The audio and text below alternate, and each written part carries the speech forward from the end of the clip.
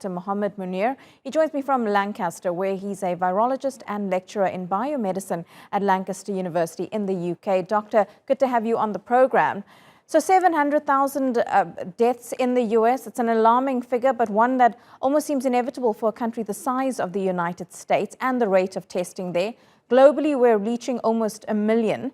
But are these deaths mainly among those who've chosen not to get the vaccine, or is it a situation where, like we heard in that report, in rural areas, it's difficult to get to good medical facilities where they can be treated?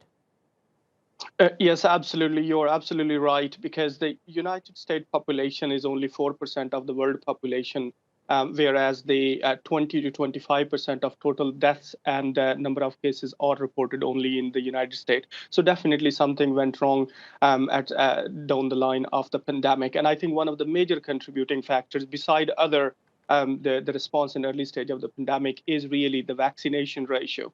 For instance, if we look on to the overall vaccination ratio now, still there are 70 million eligible people who are not yet vaccinated. And if you include the children, that is just been approved and started rolling out, then the total around 43% of the population within the country is not yet vaccinated. And with the Delta variant, which is more transmissible, it will take up anybody who is not yet vaccinated. And beside that, there's been a difference in mandate around the masks, and those factors have also contributed. And therefore, I think the overall toll in the United States will remain high compared to many other countries in the world. Doctor, something that appears to be promising, well, at least the company Merck thinks it's promising, is this experimental drug that they've come up with, this new pill that helps to fight COVID-19. However, there are concerns that those who took part in the study, it wasn't a very high number of people and has yet to be peer-reviewed. What's your take on this pill?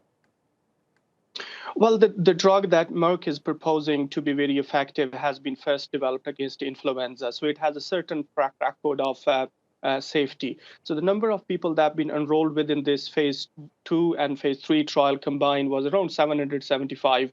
And the overall efficacy has been significant. And this seems to be the first drug to getting into the human use as an oral pill.